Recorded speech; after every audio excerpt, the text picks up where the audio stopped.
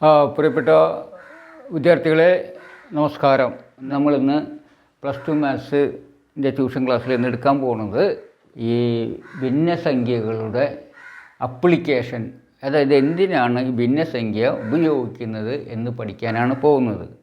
അപ്പോൾ അതിൽ നമ്മൾ ആദ്യമായിട്ട് ഞാൻ പറയാൻ പോകുന്നത് ഒരു പൂർണ്ണസംഖ്യയെ ഭിന്നസംഖ്യയായിട്ട് എഴുതാൻ കഴിയുമോ എന്നാണ് ചോദ്യം. നിങ്ങൾ ഇതുവരെ പഠിച്ച അറിവ് വെച്ച് നിങ്ങൾക്ക് അതിൻ്റെ ഒരു അപ്ലിക്കേഷനായ ഒന്നാണത്. ഭിന്ന സംഖ്യയായി ഒരു പൂർണ്ണസംഖ്യയെ എഴുതാൻ കഴിയുമോ? That is the question to you. പറ്റും. എത്ര ഭിന്നസംഖ്യ എഴുതാൻ പറ്റും? ഇതിപ്പോൾ കാണുന്നത് നിങ്ങൾ 3 3നെ എത്ര ഭിന്നസംഖ്യയായിട്ട് എഴുതാൻ പറ്റും? ഇൻഫൈനൈറ്റ് നമ്പർ ഓഫ് ഭിന്നസംഖ്യയായിട്ട് എഴുതാൻ പറ്റും. ഒരെണ്ണം പറഞ്ഞാൽ എത്രയാണ്? 3/1. ദെൻ 3നെ 3/1 ആക്കിയിട്ട് എഴുതാം. പിന്നെ 3/3 പറ്റുമോ? 3/3 എന്ന് പറഞ്ഞാൽ എന്താ അർത്ഥം? ഒരെണ്ണം. 3 ഒരെണ്ണാണോ?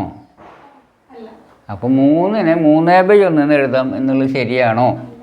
ഇത് ശരിയാണോ? ഇത് ശരിയാണ്. പക്ഷെ 3/3 ശരിയല്ല, അല്ലല്ലോ. ഇനി നിങ്ങൾ പഠിച്ചത് വെച്ചൊന്നും എഴുതാൻ പറ്റില്ല ഇതിൽ. ഇത് പഠിച്ചത് വെച്ച് 3/1 പിന്നെ പറഞ്ഞേ 6/3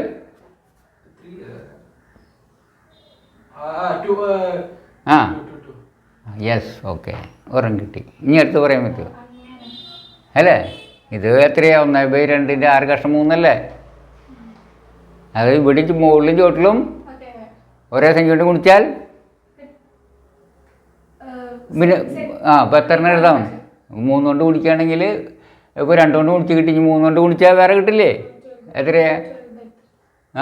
9/3.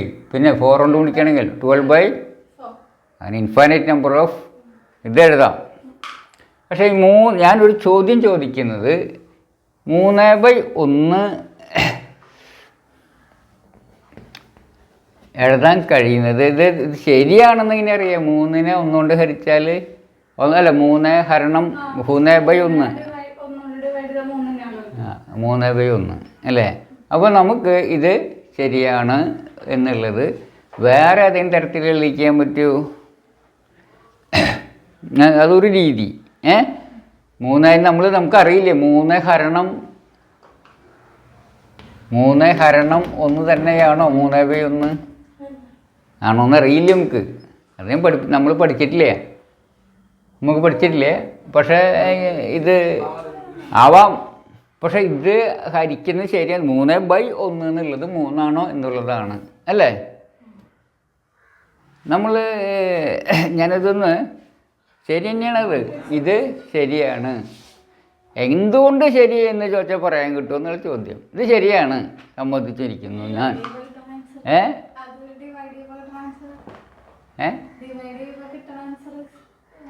അല്ല അത്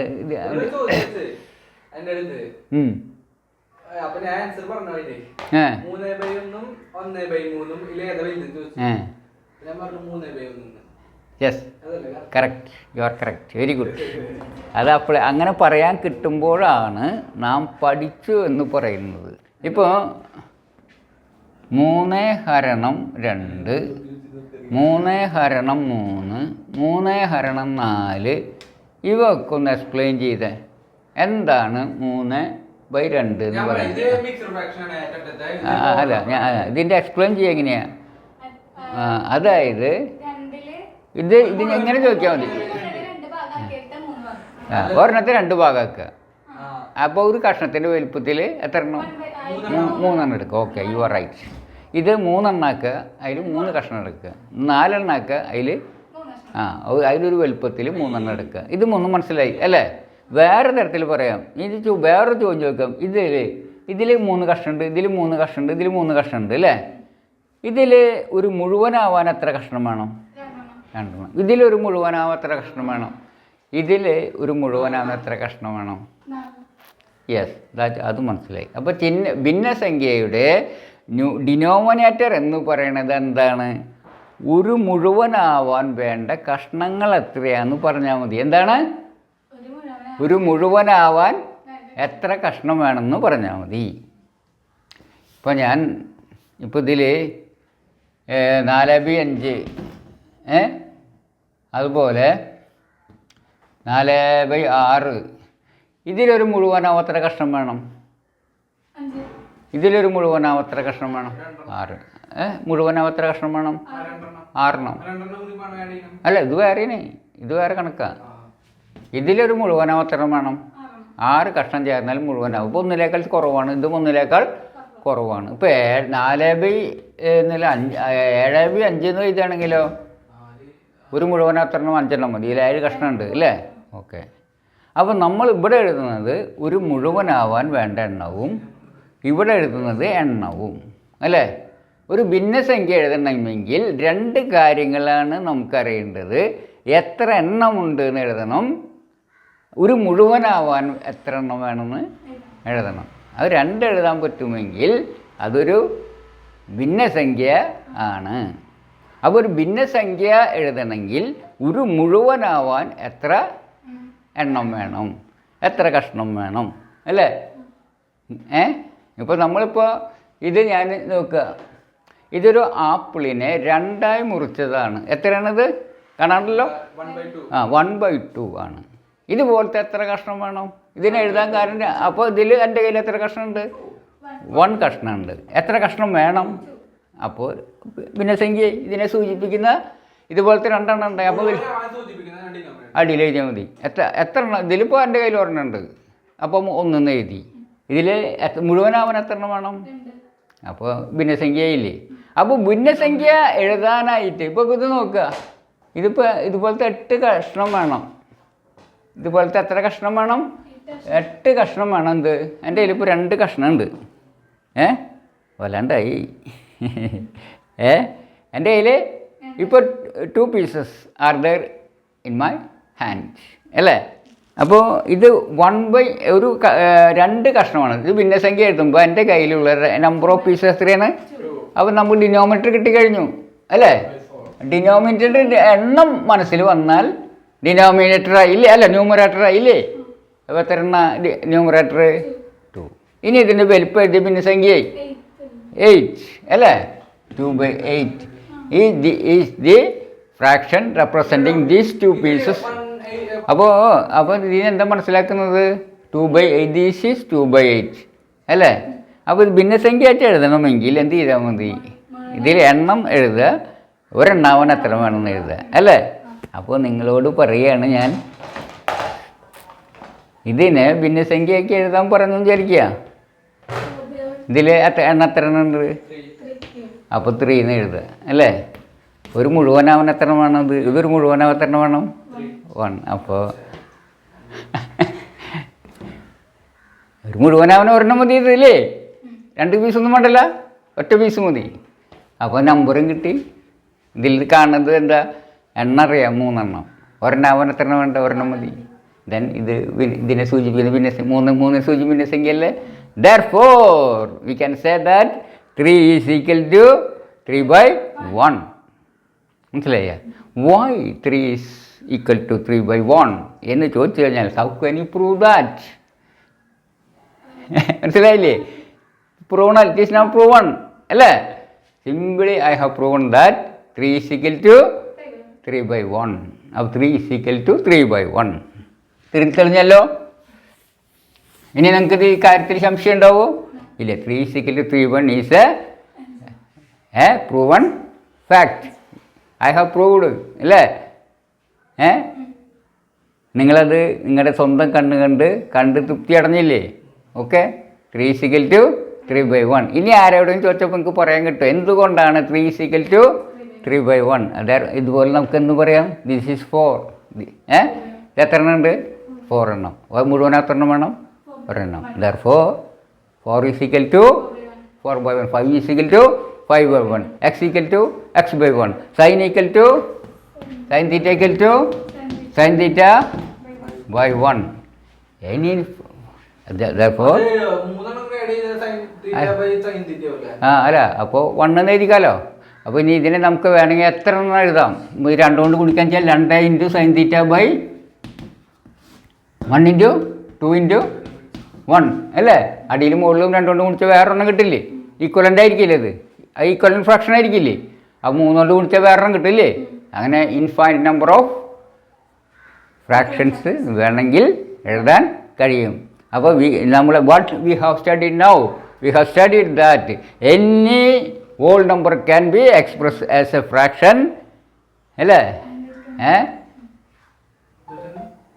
we can also write down infinite number of fractions for a given fraction. മനസ്സിലായോ? ഓക്കെ. അപ്പോൾ അത് കണ്ടുപിടിച്ച് കഴിഞ്ഞു. അപ്പോൾ നമുക്ക് ഇപ്പോൾ ഒരു എണ്ണം കണ്ടുപിടിച്ച് കഴിഞ്ഞു. എന്തുകൊണ്ടാണ് ഏതൊരു പൂർണ്ണസംഖ്യയെയും ഭിന്നസംഖ്യയായിട്ട് എഴുതാൻ കഴിയും എന്ന് മനസ്സിലായല്ലോ. ഓക്കെ. ഇനി നമുക്ക് അപ്പോൾ ഒരെണ്ണം പഠിച്ചു കേട്ടോ. അതൊക്കെ ഫോട്ടോ എടുത്ത് വെച്ചാ ഓക്കെ. നമുക്ക് നിങ്ങൾ പഠിച്ചാൽ മതി. ഇന്ന ക്വസ്റ്റ്യൻ 3/4 ഈസ് 3/4 ഈസ് കറക്റ്റ്. കറക്റ്റാണോ? യെസ്. വൈ? 3നെ 4 കൊണ്ട് ഹരിക്കുക എന്ന് പറഞ്ഞാൽ 3/4 ഉത്തരം. ആണോ? ഇതുവരെ പഠിച്ചതിൽ നിന്ന് നിങ്ങൾക്ക് പറയാൻ പറ്റുമോ? അപ്പോൾ നമുക്ക് പ്രൂവ് ചെയ്യാൻ പറ്റണില്ല എങ്കിൽ നമുക്കൊരു ആൾ ചോദിക്കുകയാണ്. ഇപ്പോൾ താങ്കളൊരു ടീച്ചറാണ് എന്ന് വിചാരിക്കുക. ടീച്ചറെ, ഈ 3 ഹരിക്കണം 4 എന്ന് പറഞ്ഞാൽ 3/4 എന്നോട് ഒരാൾ പറയുന്നത് ശരിയാണോ ടീച്ചറെ? എനിക്കൊന്നത് പറഞ്ഞു തരൂ, വിശദീകരിച്ച് തരൂ എന്ന് പറഞ്ഞാൽ പറ്റുമോ? That is the question before you. It simple. It is very simple. നിങ്ങൾ വീട്ടിൽ എത്ര കണ്ട്? How many people's are there in your family? 4 numbers അല്ലേ? നിങ്ങൾ ഒരു ജൂഡിയസ് ആയിട്ട് അഥവാ യുക്തിപൂർവമാണ് അല്ലെങ്കിൽ സമത്വബോധമുള്ളവരാണ്, ഒരു കമ്മ്യൂണിസ്റ്റുകാരാണ് നിങ്ങളെങ്കിൽ എപ്പോഴും തുല്യമായി വിധിക്കും അല്ലേ? അങ്ങനെയല്ലേ? ചെറിയ കുട്ടികൾ തുല്യം കിട്ടിയാൽ ശരിയാവില്ല കേട്ടാ. അങ്ങനെ അലമുണ്ടാക്കില്ലേ? തുല്യമായിട്ട് കിട്ടിയില്ലെങ്കിൽ എന്തെങ്കിലും സാധനം കൊണ്ടുവന്നിട്ട് അലമുണ്ടാക്കോ? തുല്യമായി കിട്ടിയില്ലെങ്കിൽ അത് എന്താണ്? നമുക്കൊരു സമത്വബോധം അഥവാ കമ്മ്യൂണിസ്റ്റ് ചിന്താഗതി ഉണ്ടെങ്കിൽ അങ്ങനെ തോന്നും അല്ലേ? അപ്പോൾ നമുക്ക് അതൊരു യുക്തിപൂർവ്വം ഇപ്പോൾ എല്ലാവരും വലുതായി. അപ്പോൾ നമുക്ക് എല്ലാവരും തുല്യമായി കിട്ടണമെന്നൊന്നും ആഗ്രഹമുണ്ട്. ചെറുതാന്നുള്ള ഇതൊന്നും ഇല്ല എല്ലാവർക്കും അല്ലേ? ചെറുതായാലും എനിക്ക് തുല്യം വേണം അല്ലേ? അപ്പോൾ നമുക്ക് നിങ്ങൾ 8 ആപ്പിൾ നിങ്ങളുടെ വീട്ടിൽ കൊണ്ടുവരികയാണെങ്കിൽ നിങ്ങൾ എങ്ങനെയായിരിക്കും വീതിച്ചെടുക്കുക? 4 അതായത് 4 ഭാഗിച്ച് ഓരോ ഭാഗം എടുക്കും അല്ലേ? ഒരാൾക്ക് എത്ര കിട്ടും? 4 വീതിച്ച് 4 വീതിക്കുക. 4 വീതിക്കാൻ നിങ്ങൾ എന്താ ചെയ്തിട്ട് ഇപ്പം നമ്മൾക്ക് നോക്കുക. ഈ 2004 വീതിക്കുക. 4 വീതിക്കാൻ എന്താണ് എളുപ്പവഴി? 4 വീതിക്കാൻ ഇപ്പം 2048 4 വീതിക്കാൻ എന്താണ് നിങ്ങൾ ചെയ്തത്? ഒരു ഭാഗം എങ്ങനെയാണ് കണ്ടത്? 4 കൊണ്ട് ഡിവൈഡ് ചെയ്തു അല്ലേ? അപ്പോൾ 4 കൊണ്ട് ഡിവൈഡ് ചെയ്താൽ 4ൽ ഒരു ഭാഗം കിട്ടും. ഉറപ്പല്ലോ? 4 കൊണ്ട് ഡിവൈഡ് ചെയ്താൽ 4ൽ ഒരു ഭാഗം ഉത്തരം 4ൽ ഒരു ഭാഗത്തിന് തുല്യമാണ്. അത് പഠിച്ചു നിങ്ങൾ. Okay, very good. എന്തുകൊണ്ടാണ് 4 കൊണ്ട് ഹരിച്ചാൽ 4ൽ ഒരു ഭാഗം കിട്ടാൻ കാരണം? 4ൽ ഒരു ഭാഗം കിട്ടാനായിട്ട് 4 കൊണ്ട് ഹരിക്കുകയാണ്. അപ്പം 4ൽ ഒരു ഭാഗം കാണാൻ 5ലൊരു ഭാഗം കാണാനാ 5 കൊണ്ട് ഹരിക്കുക. അത് കറക്റ്റ്, വെരി ഗുഡ്. അങ്ങനെയാണ്. 10 കൊണ്ട് ഹരിക്കുകയാണെങ്കിൽ 10ലൊരു ഭാഗം കിട്ടും അല്ലേ? അത് വളരെ കറക്റ്റാണ്. അപ്പോൾ ശരിയാണത്. അപ്പോൾ നിങ്ങൾക്ക് മനസ്സിലായി. 4ലൊരു ഭാഗം കാണാനായിട്ട് 4 കൊണ്ട് ഹരിക്കുക. അതിന് എക്സ്പ്ലേഷൻ ചോദിച്ചു കഴിഞ്ഞാൽ നിങ്ങൾക്ക് എണ്ണാൻ അറിയില്ല. 4 പേരുണ്ടെന്ന് വിചാരിക്കുക. നിങ്ങൾക്ക് എണ്ണാൻ അറിയില്ല, 4 പേരുണ്ട്. അപ്പോൾ നിങ്ങൾക്കൊരു കൂട്ടം നിങ്ങൾക്ക് നെല്ലിക്ക കൊണ്ടുപോയി ഞാൻ തന്നു. ഒരു പൊതിഞ്ഞ് 4 നെല്ലിക്ക, ഒരു പൊതി നെല്ലിക്ക തന്നു. നിങ്ങൾക്ക് എണ്ണാൻ അറിയില്ലെങ്കിൽ നിങ്ങൾ ഇനി വായിക്കുക. എണ്ണാൻ അറിയാത്ത ആൾക്കാരെ എങ്ങനെ വായിക്കുക? എണ്ണ അറിയാത്ത ആൾക്കാർ വായിക്കണ ഞാൻ കണ്ടിട്ടുണ്ട്, അതുകൊണ്ടാണ് പറഞ്ഞത്. എണ്ണാനറിയാത്ത ആളുകൾ വായിക്കണ ഞാൻ കണ്ടിട്ടുണ്ട്. അപ്പോൾ അവർക്ക് നമ്മൾ കുറച്ച് മാമ്പഴം കൊടുത്തപ്പോൾ അവർ ഞാൻ വായിക്കണ കണ്ടു. എണ്ണ അറിയില്ല, അവർക്ക് സ്കൂളിൽ പോയിട്ടില്ല, അതുകൊണ്ട് അവർക്ക് എണ്ണാൻ അറിഞ്ഞുകൂടാ. അപ്പോൾ 4 പേർക്ക് നമ്മൾ എൻ്റെ വീട്ടിൽ കുറേ മാവുണ്ടായിരുന്നു. ഒരു കാറ്റൊക്കെ വീശുമ്പോൾ ഒരു കുന്ന് മാമ്പഴം വീഴും. അപ്പോൾ നമ്മൾ അവർക്ക് സഞ്ചിയിൽ കുറച്ച് മാമ്പഴം കൊടുത്തപ്പോൾ കുറേ മാമ്പഴം ഉണ്ട്. പൊതിഞ്ഞ് കൊടുത്തപ്പോൾ എണ്ണാനറിയാത്ത സ്ത്രീകൾ 4 പേരുണ്ടായിരുന്നു, പണിക്ക് വന്നവരാണ്. അപ്പോൾ അവർ വായിച്ചെടുക്കാൻ ഞാൻ ഒരിക്കൽ കണ്ടു. അവരെങ്ങനെ വായിച്ചെടുത്തിട്ടുണ്ടാവും എണ്ണ അറിയില്ല അവർക്ക്. പക്ഷേ എത്ര എണ്ണമെന്ന് അറിയില്ല അവർക്ക് കൊടുത്തത്. എങ്ങനെയാണ് വായിക്കുക? നിങ്ങൾക്ക് എണ്ണ അറിയില്ലായിട്ട് നിങ്ങൾ എങ്ങനെയാണ് വായിക്കുക? യെസ്, അതന്നെ. അതായത് 4 പേര് വിചാരിക്കുക, 1 2 ഇങ്ങനെ 4 പേരുണ്ട് വിചാരിക്കുക. എങ്ങനെയാണ് വായിക്കുക? ഒരു പൊതി കൊടുത്തു, മാമ്പഴം കൊടുത്തു ഞാൻ. എല്ലാവരും ഓരോന്ന് കൊടുക്കും അല്ലേ? അപ്പോൾ എത്ര എണ്ണം കഴിയും? ഇനി ഉണ്ടോയെന്നൊക്കെ ബാക്കി. പിന്നെയും ഉണ്ടെങ്കിൽ പിന്നെ ഓരോന്ന് കൊടുക്കുക. അങ്ങനെ പിന്നെയും 3 വട്ടം കൊടുത്തിട്ട് അവർ കഴിഞ്ഞില്ല. പിന്നെയും അവർ കൊടുത്തു, പിന്നെയും കൊടുത്തു, പിന്നെയും കൊടുത്തപ്പോൾ കഴിഞ്ഞു. അപ്പം എത്ര ഒരാൾക്ക് കിട്ടി? 6 എണ്ണം കിട്ടി. 6 എണ്ണം കിട്ടി. എത്ര കിട്ടിയേ? 6 എണ്ണം. അപ്പോൾ അവിടെ എത്ര മാങ്ങ ഉണ്ടായിരുന്നു? അവിടെ 24. അപ്പോൾ 24 ഉണ്ടെങ്കിൽ 24 മാങ്ങ ഉണ്ടായിരുന്നത് മനസ്സിലായില്ലേ നിങ്ങൾക്ക്? അവർക്ക് മനസ്സിലായില്ല എത്രയാണെന്ന്. 24 എന്ന് അറിയില്ല, അതുകൊണ്ട് എത്രയാണെന്ന് അവർക്കറിയില്ല. പക്ഷെ അവർക്ക് ഓരോരുത്തർക്കും 6 വീതം കിട്ടുകയെന്ന് അവർക്ക് മനസ്സിലായി. നമുക്ക് എങ്ങനെ കണ്ടുപിടിക്കാം? 24 ആണെങ്കിൽ എത്ര 4 ഉണ്ടെന്ന് നോക്കുക. ഒരു 4 ഉണ്ടെങ്കിൽ ഒരു 4 ഓരോന്ന് കിട്ടണമെങ്കിൽ എത്ര 4 വേണം? എത്ര എണ്ണം വേണം? 4 എണ്ണം വേണം. ഓരോന്ന് 4 പേരല്ലേ, ഒരാൾക്കൊന്ന് ഇതിൽക്കൊന്ന് ഒന്ന് കിട്ടണമെങ്കിൽ ഒന്ന് വീതം കിട്ടണമെങ്കിൽ ആകെ എത്ര എണ്ണം വേണം? 4.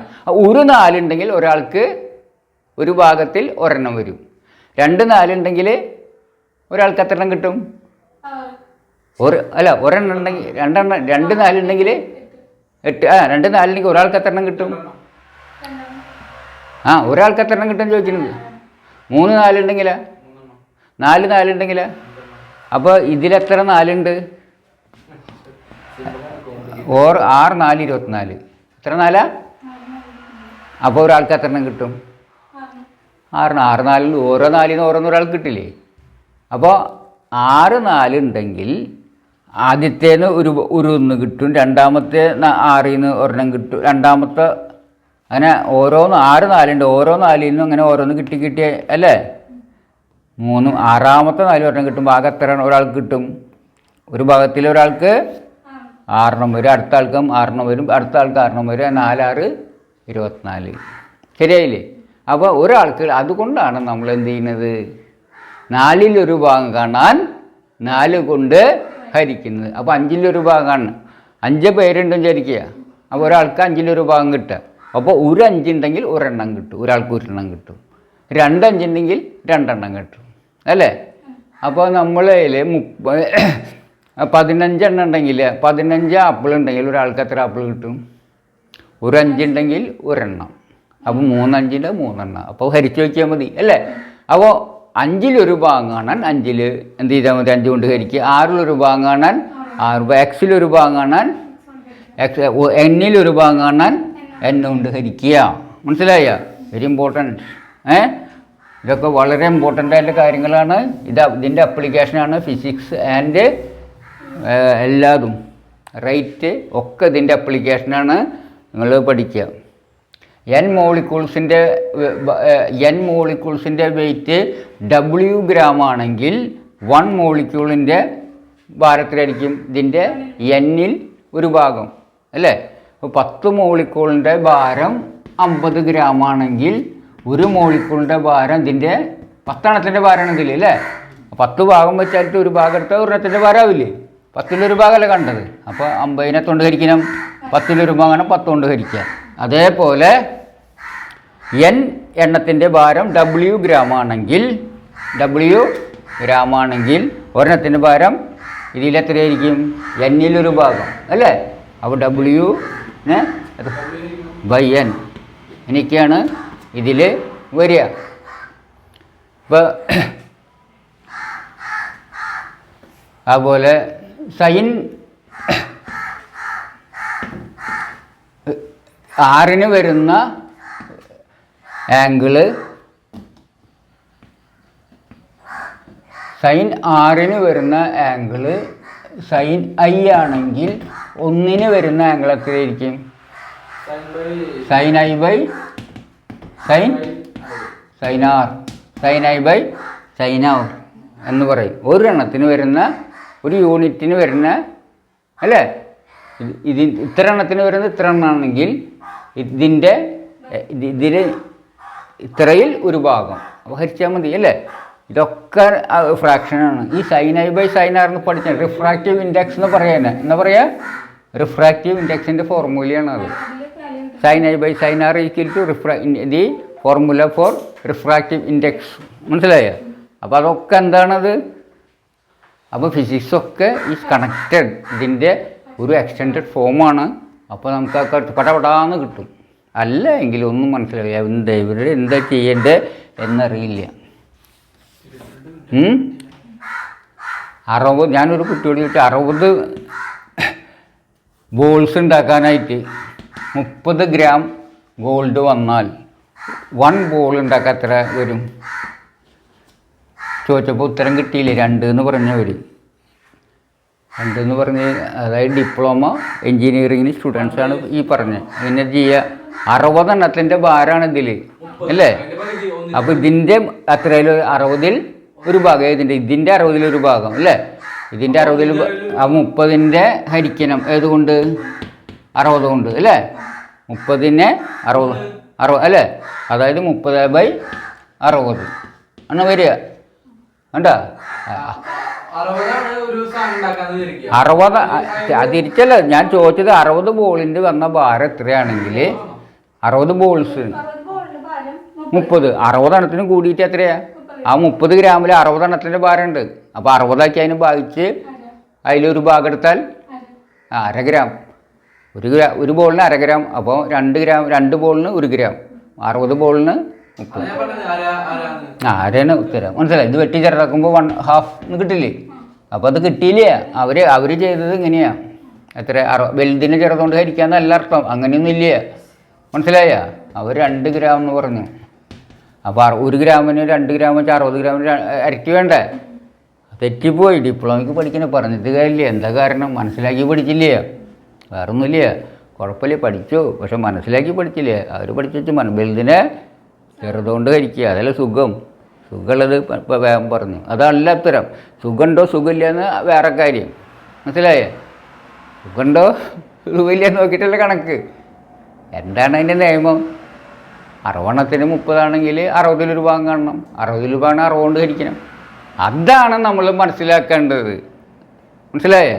നമ്മൾ ഫീഡ് ചെയ്യുക വലുതിന് ചെറുതുകൊണ്ട് ഹരിക്കുക. അത് എളുപ്പം. അതങ്ങോട്ട് ഫീഡ് ചെയ്ത് വെച്ചാൽ അങ്ങനെയല്ല ഉത്തരം വേണ്ടത്. മനസ്സിലായ? അങ്ങനെയല്ല ആണോ? അല്ല. ഓക്കെ. ഇതേപോലെ ഇത് അപ്പോൾ അപ്പോൾ നമ്മൾക്ക് 4 ആൾക്ക് 8 പഴം കൊണ്ടുവന്നാൽ 8 പഴം 4 ആൾ 4 ആൾക്ക് 8 പഴം കൊണ്ടുവന്നാൽ ഒരാൾക്ക് എത്ര പഴ? 8ൻ്റെ 4-ൽ ഒരു ഭാഗം. 8നെ 4 കൊണ്ട് ഹരിക്കുക. 8നെ അല്ലേ? 8നെ 4 കൊണ്ട് ഹരിച്ചാൽ എത്ര കിട്ടുക? 8നെ 4 കൊണ്ട് ഹരിച്ചാൽ 4 കൊണ്ട് ഹരിക്കുക അല്ലേ? അപ്പോൾ എത്ര കിട്ടും? 2 കൊണ്ട്. അപ്പോൾ 2 അല്ലേ? 8നെ 4 കൊണ്ട് ഹരിച്ചാൽ 2. അപ്പോൾ ഉത്തരം കിട്ടിയല്ലോ ഇല്ലേ? അപ്പോൾ അതേപോലെ 4 ആൾക്ക് ഒരു ദിവസം കൊണ്ടുവന്നത് 3 കേക്ക് കൊണ്ടുവന്നു വിചാരിക്കുക. എത്ര കേക്ക കൊണ്ടുവന്നുള്ളൂ? 4 ആൾക്ക് വേണ്ടി 3 കേക്ക. അപ്പോൾ 3 കേക്കിന് എന്ത് ചെയ്യണം? 4-ൽ ഒരു ഭാഗമാണ് അല്ലേ? അപ്പോൾ ഏതിനെ കൊണ്ട് ഹരിക്കണം? ഒരാൾക്ക് കിട്ടുന്നത് ഒരാൾക്ക് എത്ര കിട്ടും? ഇതിൻ്റെ 4 ഭാഗം. അപ്പോൾ ഇതിനെ 4 കൊണ്ട് ഹരിക്കണം. 3 ഹരിക്കണം 4. 3 ഹരിക്കണം എന്ന് വെച്ചാൽ എന്താ അർത്ഥം? അല്ല, അത് അർത്ഥം എന്ന് വെച്ചാൽ 3ൻ്റെ 4 ഭാഗം കാണാം. എന്താണ്? 3ൻ്റെ 4 ഭാഗം കാണാം. അത് നമുക്ക് കൊണ്ടുവരാം. ഇപ്പോൾ 3 കേക്ക് ഇങ്ങനെ കൊണ്ടുവന്നു വിചാരിക്കുക. 3 കേക്ക് ഇങ്ങനെ കൊണ്ടുവന്നു. അപ്പം എന്ത് ചെയ്യുക? ആദ്യത്തേന്ന് നിങ്ങൾക്ക് ഫസ്റ്റ് ആൾക്ക് എത്ര കിട്ടും? 4ൽ 1 ഭാഗം. അടുത്തേന്ന് എത്ര കിട്ടും? നമുക്ക് 4 ഭാഗം വെച്ചു. ഇങ്ങനെയൊക്കെ മുറിച്ച് കഴിഞ്ഞാൽ അടി വീഴും അല്ലേ? ഇല്ലേ? അടി വീഴാണ്ടിരിക്കണേ ശരിക്കും അപ്പോൾ ഒരാൾക്ക് ഇതിൽ ഈ ഷെയ്ഡ് ചെയ്ത് ഒരാൾക്ക് കിട്ടും അല്ലേ? അപ്പോൾ ഇതിന് ഒരെണ്ണത്തിന് 4 ഭാഗം വെച്ച് 1 ഭാഗം എത്ര? 1/4 അല്ലേ? ഇതിൽ നിന്ന് 1/4. അപ്പോൾ ഇതിൽ നിന്ന് 1/4 അല്ലേ? അപ്പോൾ 1/4 ഇതിന് കിട്ടും, ഇതിന് 1/4 കിട്ടും, ഇതിന് 1/4. അപ്പോൾ 3 1/4 കിട്ടും അല്ലേ? 3 1/4 എന്ന് വെച്ചാൽ 3 അല്ലേ? 3 1/4. ഇത് ഇന്നലെ പഠിച്ചില്ലേ? എത്രയാണ്? 3 3/4. അപ്പോൾ ഇങ്ങനെ ഹരിച്ച് കിട്ടുന്ന ഒരാൾ കിട്ടുന്നതാണ് അല്ലേ? അതെങ്ങനെ കണ്ടുപിടിച്ചപ്പോൾ എന്തെന്ന് കിട്ടി? അപ്പോൾ ഇതിൻ്റെ ഉത്തരം എത്ര ആയിരിക്കണം? 3/4. അപ്പോൾ 3 ഹരിക്കണം 4 ഈക്വൽ ടു 4 പ്രൂവാണ് അല്ലേ? 3 ഹരിക്കണം. അപ്പോൾ ഒരെണ്ണത്തിൽ ഇങ്ങനെ ഹരിക്കുകയാണെങ്കിൽ 3ൻ്റെ 4 ഭാഗം കണ്ടത്. അപ്പോൾ ഒരെണ്ണത്തിന് എത്ര കിട്ടുക? 1/4. 3 എത്ര കിട്ടുക? 3/4. 3 ഹരിക്കണം 4 എത്ര? ഇപ്പോൾ 3/4, 3/4. So it is proven that 3 divided by is equal to 3/4. അപ്പോൾ ഇതിൽ നിന്ന് നമുക്ക് മറ്റൊരു ഫോർമുല എ ഹരിക്കണം B equal to A by B. This is a formula of A divided by B equal to A by B. അപ്പോൾ sine X by ഹരണം sine Y equal to എന്തായിരിക്കും ഉത്തരം? Sine X by sine Y. Okay. അതുപോലെ മറ്റൊരുന്ന് A plus B ഹരണം A minus B equal to A plus B by A minus B. മനസ്സിലായോ? All are the applications of fractions. മനസ്സിലായോ? അപ്പോൾ എന്താണ് നമ്മുടെ പഠിക്കാൻ വേണം മാത്തമാറ്റിക്സ് ഒക്കിലെ ഭൂരിഭാഗവും എന്താണ്? ഫ്രാക്ഷൻസിൻ്റെ അപ്ലിക്കേഷനാണ് എന്ന് തിരിച്ചറിയുക. അപ്പോൾ ഫ്രാക്ഷൻ പഠിക്കാതെ നമുക്ക് എന്ത് പഠിക്കാൻ പറ്റില്ല? നമ്മൾ നേരത്തെ പറഞ്ഞു, ഒരു അറിവ് മറ്റൊരു അറിവിൻ്റെ തുടർച്ചയാണ്. ഒരു അറിവ് വെച്ചാണ് മറ്റൊരറിവ് കണ്ടാക്കുന്നത്. ഇപ്പോൾ ഇതിൽ നോക്കിയറിയാം നമ്മൾ അല്ലേ? നമ്മൾ പഠിച്ചത് വെച്ച് എങ്ങനെ സ്റ്റെപ്പായിട്ട് പുതിയ പുതിയ അറിവുകൾ ഉണ്ടാക്കിക്കൊണ്ടിരിക്കുക അല്ലേ? അഡീഷൻ വെച്ച് എന്ത് കണ്ടുപിടിച്ചു? മൾട്ടിപ്ലിക്കേഷൻ കണ്ടുപിടിച്ചു. അങ്ങനെ ഓരോന്ന് ഡിവിഷനും വെച്ച് അതിൻ്റെ ഫ്രാക്ഷനാണെന്ന് കണ്ടുപിടിച്ചു അല്ലേ? എങ്ങനെയാണ് നമ്മൾ ഒരു പൂർണ്ണസംഖ്യയെ ഭിന്നസംഖ്യയാക്കാന്ന് പഠിച്ചു ഇല്ലേ? ഒരു പൂർണ്ണസംഖ്യയ്ക്ക് ഇൻഫൈനൈറ്റ് നമ്പർ ഓഫ് ഫ്രാക്ഷൻസ് എഴുതാമെന്ന് പഠിച്ചു ഇല്ലേ? ഇതൊക്കെ എന്താ? ഒരേ പഠിച്ച കാര്യങ്ങൾ കൂട്ടി വെച്ച് വരുമ്പോൾ പുതിയ പുതിയ അറിവുകൾ ഉണ്ടായിക്കൊണ്ടിരിക്കും. അപ്പം നമ്മൾ ശരിക്കൊരു പഠനം എന്ന് പറഞ്ഞാൽ എന്താ? ഒരു കാര്യം ശരിക്കും പഠിച്ച് കുറച്ച് കാര്യങ്ങൾ പഠിച്ചാൽ ഇത് കൂട്ടി വരുന്തോറും ഇൻഫൈനൈറ്റ് നമ്പർ ഓഫ് അറിവുകൾ നമ്മളിലേക്ക് വന്നു ചേരും. പിന്നെ പഠിക്കാണ്ട് തന്നെ നമുക്ക് കുറേ അറിവുകൾ കിട്ടും. മനസ്സിലായ? അല്ല എങ്കിൽ നേരെ ഓപ്പോസിറ്റും അറിവില്ലാണ്ടായിക്കൊണ്ടിരിക്കും. അപ്പോൾ this is training for how to study. എങ്ങനെയാണ് പഠിക്കുക എന്നുള്ള ട്രെയിനിങ് ആണത്. എങ്ങനെയാണ് അറിവുണ്ടാക്കുക എന്നുള്ള ഇതാണ്. അപ്പോൾ നിങ്ങൾ ഇൻഫൈനൈറ്റ് അറിവ് നിങ്ങൾക്ക് ഉണ്ടാകും. അപ്പോൾ നമ്മൾ ഇന്നത്തെ പഠിപ്പിച്ച കാര്യങ്ങൾക്ക് മനസ്സിലാക്കേണ്ടതെന്ന് കരുതുന്നു. ആ വീഡിയോയുടെ അല്പമൊക്കെ നീണ്ടുപോയിട്ടുണ്ട്, സാരില്ല. അപ്പോൾ നമുക്ക് ഇനി ഇത്രയും ഈ പഠിച്ച കാര്യങ്ങളൊക്കെ വളരെ ഉപയോഗപ്രദമായിട്ടുള്ളതാണ്.